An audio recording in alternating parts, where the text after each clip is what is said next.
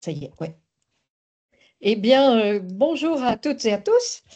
Effectivement, comme vous pouvez le voir, nous ne sommes que deux aujourd'hui, mais nous comprenons très très bien. C'est le week-end du 1er mai, et puis il fait tellement beau dehors que vous avez bien raison d'en profiter. Et comme il va pleuvoir en fin de semaine, vous aurez largement le temps de regarder le replay de notre atelier, qui est tout à fait de saison, un thème tout à fait de saison, puisque c'est le ventre, hein, le comprendre et en prendre soin. On parle tellement du ventre, qu'il faut avoir un ventre plat, qu'il faut avoir un beau ventre, qu'il faut, etc., etc., qu'on voulait quand même nous donner notre version ayurvédique du ventre. Voilà. Vous nous connaissez certainement déjà. Donc Aude et Anne, et nous sommes toutes les deux diplômées en Ayurveda, certifiées en accompagnement ayurvédique, et nous pouvons vous proposer nos services d'accompagnement de manière à développer l'Ayurveda en francophonie. Alors, un petit rappel aussi, ceux qui nous suivent régulièrement ont l'habitude maintenant, mais Ayurveda, ça veut dire quoi? Ayur, c'est la vie, et Veda, c'est la connaissance, les savoirs, la science, et donc la connaissance de la vie. Et l'Ayurveda, c'est donc tout un domaine, un système qui nous aide à nous maintenir en bonne santé et nous soigner durablement. 80-90% de prévention et évidemment du curatif également. Mais nous sommes personnellement toutes les deux essentiellement sur la prévention. Et la prévention des maladies, c'est-à-dire garder un équilibre de paix en soi, c'est-à-dire entre le corps, les sens et l'âme et son âme. Et donc c'est vraiment une vision complètement holistique. On peut avoir des peines d'âme qui se retrouvent sur le corps ou des problèmes de corps qui se retrouvent sur l'âme. Donc voilà, c'est vraiment ce dont nous vous parlons en Ayurveda. Et Qu'est-ce donc, que les caractéristiques? Oui, oui, Aude. allez, le ventre alors. Alors, on avait prévu de faire de l'interactif. Et là, on va être toute seule, mais bon. Donc, la question, c'était quelles sont les caractéristiques d'un beau ventre en bonne santé? Euh, on peut jouer le jeu, hein, finalement, pas entre nous deux. Anne, pour toi, c'est quoi un beau ventre en bonne santé? C'est un ventre qui ne grouille pas, qui va, pour moi en tout cas, régulièrement à la toilette et qui, sans souci, ni de constipation, ni de trop de l'autre côté, c'est euh, c'est un ventre qui est souple en fait, qui se sent bien dans sa souplesse. Voilà, ça c'est pour moi ça. Évidemment, j'ai toujours rêvé toute ma vie d'avoir un ventre plat, mais visiblement, mon physique ne me le donnera pas. Donc voilà, j'aurai toujours un petit ventre, que j'ai toujours eu d'ailleurs depuis mes 15 ans, 16 ans. Voilà. Et pour toi, Aude? Ah, bah, moi aussi, ça m'a beaucoup tracassé. Et c'est pour ça qu'on a mis deux photos. Alors, on a mis une photo de Bouddha, alors c'est le Bouddha indien, donc c'est le Bouddha mince, puisqu'il y a des Bouddhas joyeux qui sont souvent beaucoup plus enveloppés. Mais en l'occurrence, là, dans l'imagerie indienne, il est très fin et très allongé, avec un ventre très, très fin. euh, qui peut être un objectif vis-à-vis de son ventre, vu de l'extérieur. Mais on a aussi mis une photo de Ganesh, qui est toujours représenté avec un joli petit bedon. Donc en fait, attends, il y a pas de, je crois il y a pas de ventre idéal. Et en fait, Hmm. un ventre idéal, c'est le ventre dans lequel on se sent bien. C'est notre ventre à nous, c'est celui dans lequel on se sent bien.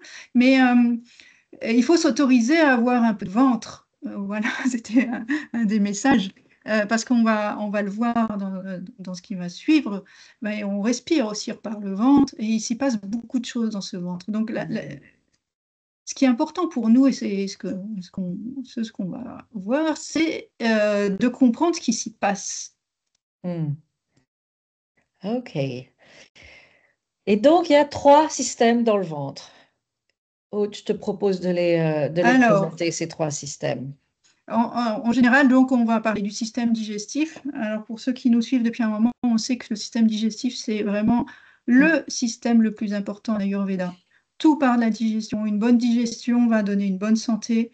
Et la première chose qu'on va réguler quand on va, j'allais dire, prendre en charge quelqu'un et écouter ses mots, c'est de comprendre déjà où la personne en est avec son système digestif. Donc ça, c'est vraiment le système le plus important.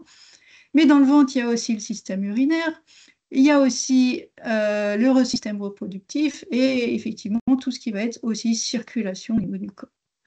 Donc ça nous donne quelque chose comme ça. Alors c'est important de visualiser, vous allez voir pourquoi, parce que vous allez voir pourquoi. Donc on va quand même visualiser en partant du haut, donc on a l'estomac, la rate, le foie, la vésicule biliaire.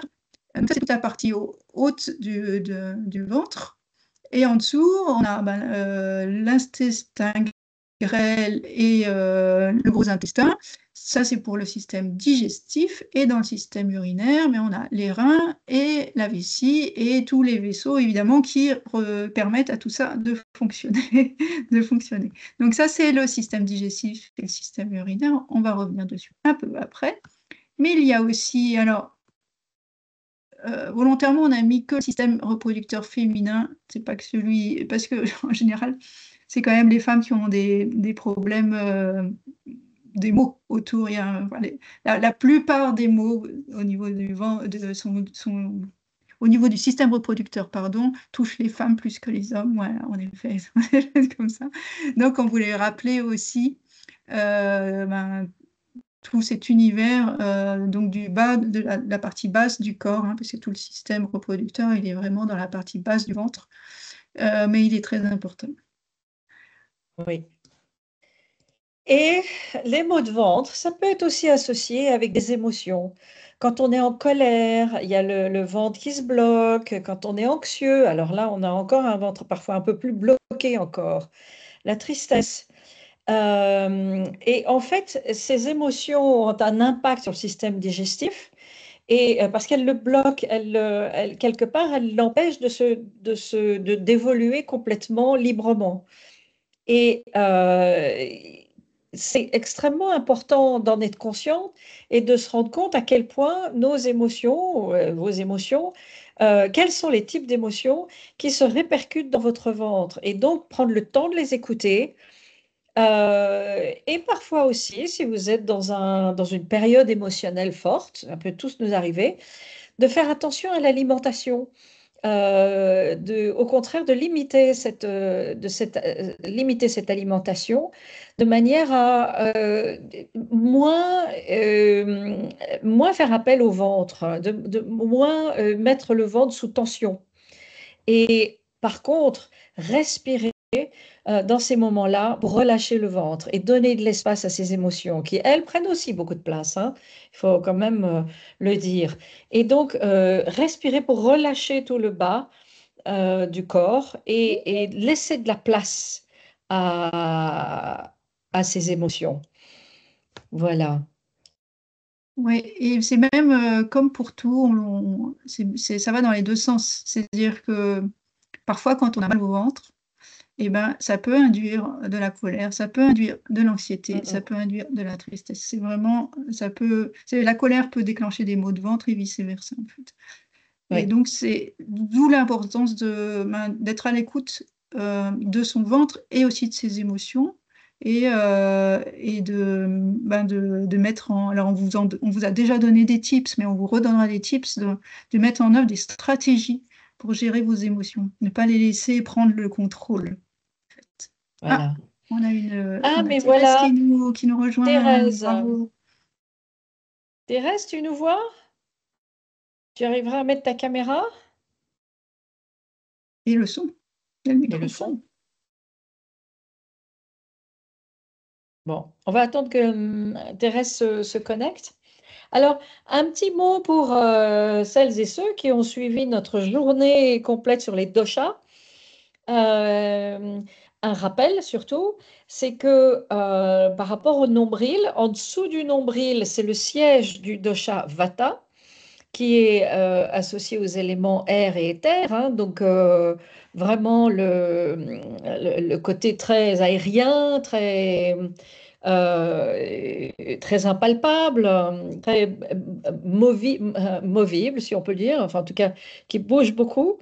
La partie supérieure, c'est le siège du dosha Pitta, qui est associé à l'élément feu, c'est-à-dire toutes les inflammations, tout ce qui est brûlure, tout ce qui est inflammation, donc voilà, et du coup tous les bobos qui en découlent. Et ça, c'est important aussi à pouvoir bien localiser. Donc, de quelle partie du ventre on parle et qu'est-ce qui vous concerne, vous, plus exactement? Est-ce que c'est plutôt du feu ou est-ce que c'est plutôt de l'air et éther, l'espace? Alors, Voilà. alors déjà, je fais un rappel quand même des trois doshas. Donc en Ayurveda, donc il y a trois doshas, Vata, Pitta et Kapha, et ils sont associés aux différents éléments. Donc l'air, l'éther pour Vata, ce que vient de vous rappeler Anne, et le feu pour Pitta essentiellement, et pour Kapha, la terre et l'eau.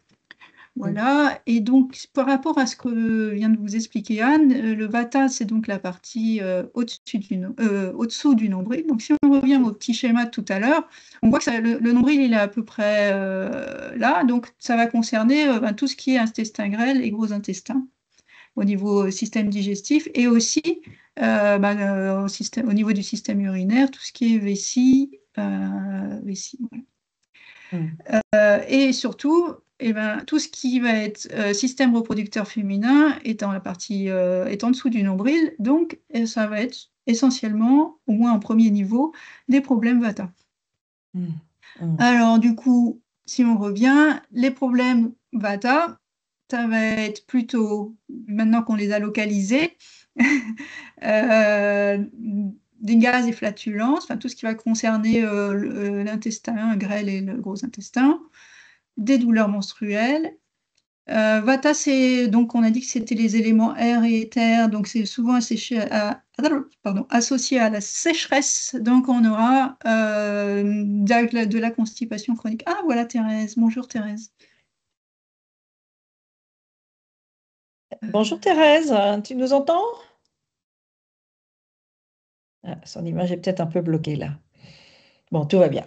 Parce que j'ai fait, du coup, je vais revenir sur. Anne, on voit le PowerPoint ou pas? Oui, oui, moi Voilà, je ouais, le vois en ok, tout cas. Oui, oui. Oui, très oui. bien. Et du coup, si on revient par rapport aux sentiments associés à Vata, c'est donc l'anxiété, la peur et la tristesse, les principaux sentiments, qui sont après déclinés de multiples façons. Oui.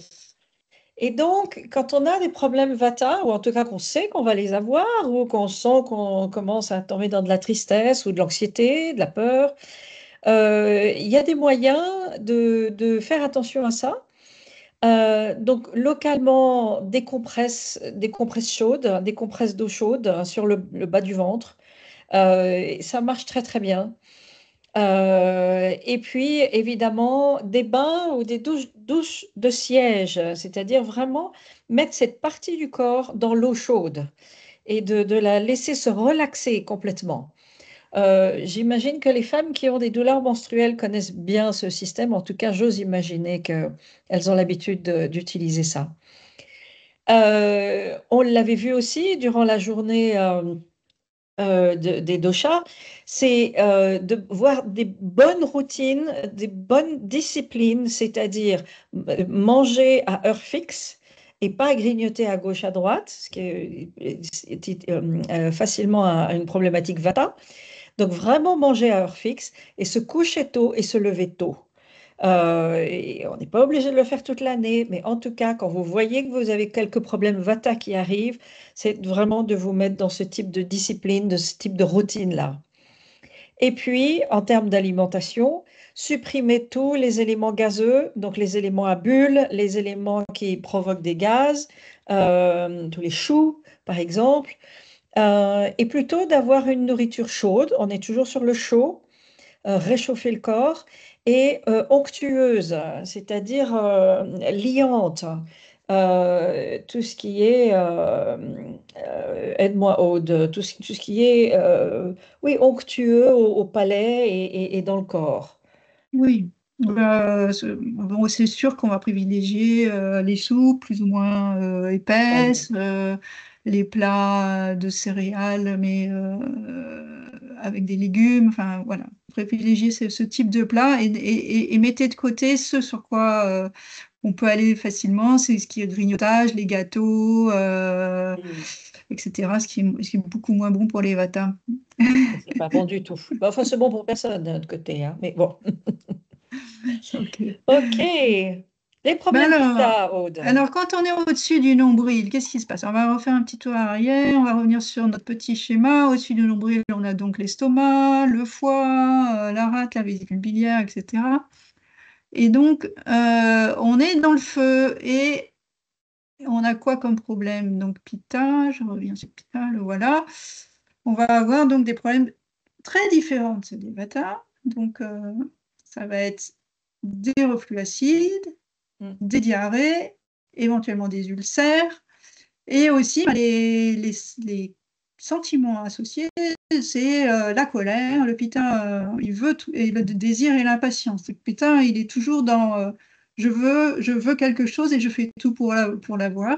Mm. En excès, ça fait des débordements qu'il a du mal à gérer, des excès de colère, et ça peut, et alors c'est là où on revient sur le double la double, enfin la boucle, c'est-à-dire que la colère va provoquer par exemple des reflux acides ou des ulcères plutôt, Mm. et vice-versa. Si quand on a des ulcères, on peut être encore un peu plus impatient, mais en fait, le sentiment nourrit le mal et le mal nourrit le sentiment.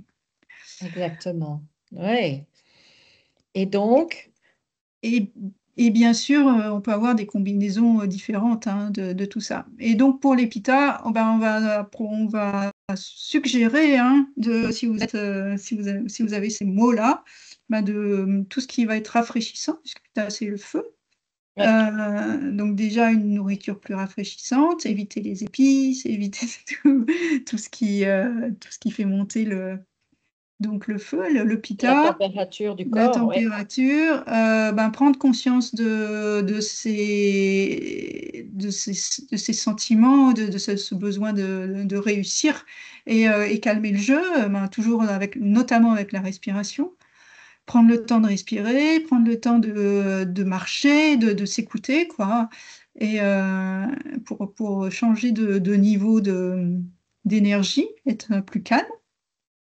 Euh, voilà, mais essentiellement pour les pitas. Euh, Oui. Anne, tu veux rajouter quelque chose? Non, tout ce qui est rafraîchissant, enfin, quelque part rafraîchissant, les salades fraîches, des légumes frais, des choses fraîches, quoi. Vraiment de faire attention à ne pas exacerber cette température qu'on a dans le corps. Voilà. Euh, Ok. et Vas-y. donc, j'ai fait une mauvaise manipulation, pardon. Et donc, il y a un point, par contre, central au milieu de tout ça, à chouchouter, c'est votre nombril. Et là, vraiment, faites-y attention. Vous savez, il y a aussi cette possibilité de masser le nombril dans le sens des aiguilles d'une montre et cette partie tout autour du nombril et d'y faire bien attention, de masser à deux mains, comme ça, c'est tout simple. Vous pouvez le faire au lever déjà avant même d'avoir mis les pieds par terre dans votre lit. Vous pouvez le faire à la sortie de la douche. Vous pouvez le faire le soir avant de vous endormir. De vraiment chouchouter votre nombril. Et pour ce faire, on va vous donner un truc aussi pour le faire. Le nombril. Qu'est-ce qu'on fait avec le nombril alors, Aude? Alors, on va faire un massage doux, hein. L'idée, c'est pas d'appuyer fort, c'est vraiment de faire un massage doux dans le sens des aiguilles d'une montre. En partant ben, du centre, du nombril, et en allant vers l'extérieur. Donc, bon, je ne vais pas montrer. Oui, on pourrait. C'est vraiment, je commence, alors plutôt avec le plat de la main. Hop, hop, hop. C'est pas facile à Ouais, c'est montrer bon, on te avec le. voit, on te voit. Et hop, hop, hop, bon, c'est pas grave. Plutôt avec le plat de la main, et petit à Ouais, petit, vous commencez au milieu, et petit à petit, vous allez vers l'extérieur tranquillement, en passant dans le sens des aiguilles d'une montre, puisque c'est aussi le sens en fait de circulation de l'intestin en fait. Donc en fait, vous ouais, favorisez la circulation et vous soulagez tout ce qui se passe au niveau du ventre. Alors, ouais. pour les pitas, on va plutôt refroidir. Donc, on peut prendre le temps de le faire avec soit du ghee, soit de l'huile de coco pour se calmer, hein. Mhm. Et notamment après une journée de travail où, j'allais dire, quel que soit son dosha, où on rentre fatigué, avec ayant donné beaucoup d'énergie, etc. Un bon truc, c'est de se poser, s'allonger quelques minutes, prendre un petit peu de ghee par exemple, et masser le nombril. Donc le nombril en lui-même, c'est notre centre. Et petit à petit, aller vers l'extérieur, donc toujours dans le sens des aiguilles d'une montre. Ça, Mhm. c'est très très bien d'ailleurs pour se préparer pour la soirée et pour faire une transition entre cette journée très active et la soirée qui arrive et se donner les moyens Mhm. de prendre soin de son corps qui a besoin de redescendre en énergie. Oui. Et Alors, c'est quelques minutes, hein, Aude, hein, c'est pas pendant oui, 1 heure, hein, on parle de non, quelques minutes, là, vraiment prendre son et- temps de 5-10 minutes pour soi, et voilà. exactement. Euh, pour Pour les ceux qui... autres doshas, ouais, dis-moi, Vas-y, vas-y. dis-nous, Aude, Non, vas-y. non, mais pour ceux qui ont plutôt une tension nerveuse et qui sont plus, donc on va dire, vata, qui ont plus des problèmes, qui peuvent aussi avoir la sensation de froid, ben, dans ces cas-là, on fait le même massage, mais on va changer d'huile. On va prendre une huile plus réchauffante ou plus douce, donc l'huile de sésame, par exemple, ou l'huile d'amande douce. Et ça va permettre de calmer, aussi de calmer, mais plutôt une tension nerveuse de type anxiété, voilà. Oui. Alors, on nous a souvent demandé, oui, mais quelles huiles, où est-ce que vous achetez vos huiles, etc. Huile de coco, huile de sésame, vous pouvez très bien prendre, à condition qu'elles soient bio et de bonne qualité, vous pouvez très bien prendre des huiles de cuisine, enfin en tout cas celles qui sont vendues dans vos supermarchés. Il n'y a pas besoin d'avoir une grande huile très spécifique. Par contre, prenez de l'huile bio, parce que c'est quand même des choses qui rentrent dans votre corps. Donc, faisons attention à la qualité des produits qui sont dedans, quoi. Voilà. Et on peut Oui. dire aussi que le nombril a une autre particularité. Alors, pour ceux qui connaissent les chakras, il est associé au chakra du feu, au troisième chakra. Mhm. Donc, en fait, il est principalement feu par rapport à ce qu'on vous a expliqué en début d'atelier. Il est principalement feu, mais il est à la limite entre les deux. Donc, c'est pour ça que le massage circulaire va en quelque part harmoniser le vata et le pitta, puisqu'on Oui. va passer du vata au pitta, le pitta étant au-dessus et vata étant en dessous. Mais du coup, c'est un point très important, donc ce chakra du feu, ce troisième chakra, et une des propositions, si vous les avez plus de temps, parce que là, c'est pas les 5 minutes qu'on peut s'accorder en rentrant, mais il faut plutôt prévoir un quart d'heure, 20 minutes, c'est de méditer sur ce point. Et ça va Mhm. renforcer la digestion et améliorer la force physique. Mais il y Mhm. a tellement à dire sur ce point, au On sens pourrait en large du faire une nombril. session en On, tant que pour- telle, d'ailleurs, hein. on pourrait, oui. C'est, On pourrait. Il y a beaucoup à dire. Bon, en tout cas, vous commencez déjà à avoir quelques éléments à mettre en place pour vous. Nos tips de saison, eh bien, c'est de masser vos organes. Donc, vraiment excellent pour le ventre et pour relâcher les tensions dans le ventre. Et justement, ce dont on parlait tout au démarrage de cette session, de laisser de l'espace dans le ventre, c'est le yoga du rire. Alors, quand on était petit avec mes frères et sœurs, c'est ce qu'on faisait. On appelait ça le sac de rire. Mais c'est vraiment de commencer, quelque part, s'obliger à éclater de rire, hein, vraiment de rire aux éclats. Donc, on respire bien fort et on lâche toute l'air et toutes les tensions qu'on a en éclatant de rire et de préférence avec des mouvements plus larges. Donc, on peut mettre les bras au ciel ou les bras sur le côté. Et là,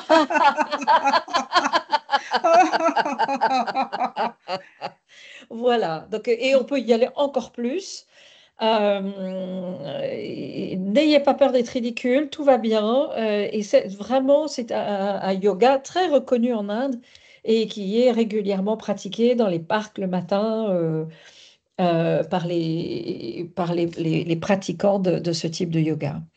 La deuxième chose pour masser vos organes, c'est cette position que vous voyez sur la photo. Donc, vous vous mettez accroupi au sol, les fesses vers les talons, les yoga mudras, le front sur le sol. Donc, c'est pas très grave si vos fesses ne touchent pas exactement les talons, ça dépend des morphologies de chacun. Et les deux mains sont en fait sur le ventre. Donc, vous repliez votre corps avec les deux mains, je dirais, coincées, entre guillemets, à l'intérieur entre vos cuisses et votre ventre. Et vous restez quelques minutes comme ça, le yoga mudra qui est excellent pour masser le ventre. Tu voulais dire quelque chose, Aude? Oui, donc ça se fait à genoux et la position à genoux, Ouais. si, pardon, on recommande pour bien digérer de se mettre à genoux. Alors tout simplement, le mieux c'est de faire un yoga mudra, faut pas le faire, pardon. Il faut pas le faire après le déjeuner parce que vous allez Non, masser tous vos organes et alors là, c'est pas le bon moment. Donc ça, non. c'est plutôt à faire avant le déjeuner ou le matin en se réveillant, etc. Donc tout ça, c'est très bon pour masser les organes. Par contre, après déjeuner, pour faciliter la digestion, il est recommandé de s'asseoir à genoux, tout simplement, le dos relevé, normal, enfin relevé et détendu, et de rester quelques minutes comme ça. Alors, ça s'appelle la position du diamant pour ceux qui font du yoga, tout simplement, et ça aide à amorcer une bonne digestion. Meilleure digestion. Super, merci.